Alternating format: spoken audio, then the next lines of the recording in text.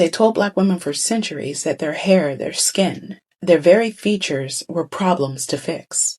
And then in Harlem in 1962, a group of Black women hit the stage and said, no, we are the beauty standard. That's the Grandiosa models, the women who made Black is beautiful more than a slogan. In the early 1960s, every magazine cover was white.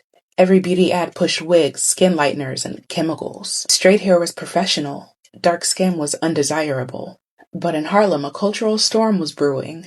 Activists and artists saying, why are we chasing European standards? Why not celebrate ourselves as we are?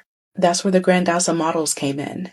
A group of young Black women organized by jazz trumpeter and activist Carlos Cooks and the African Jazz Art Society and Studios. On January 28, 1962, they put on a fashion show in Harlem called Naturally 62. These women walked the stage in African-inspired clothing, rocking afros, dark skin glowing. No wigs, no apologies. And the crowd went wild.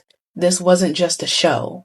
It was resistance. It was a declaration that Black features didn't need fixing. They were powerful, regal, beautiful. The Grandiosa models weren't professional models. They were students, secretaries, everyday young women. But by standing in that spotlight, they redefined beauty for an entire generation. That show turned into a movement. The Grandiosa models toured across the country with Naturally shows all throughout the 60s and 70s. They influenced magazines like Ebony and Jet, inspired the rise of the Afro as a political statement, and laid the groundwork for the Black is Beautiful movement. Before Angela Davis made the Afro iconic, before Essence magazine celebrated dark-skinned women, there were the Grandiosa models, refusing to bow to Eurocentric beauty standards. Today, some of us take for granted that natural hair, dark skin, and African fashion are celebrated. But in 1962, that was radical. That was dangerous. The Grandiosa models proved that beauty could be political, that self-love could be a weapon, and that representation, seeing yourself as worthy and whole,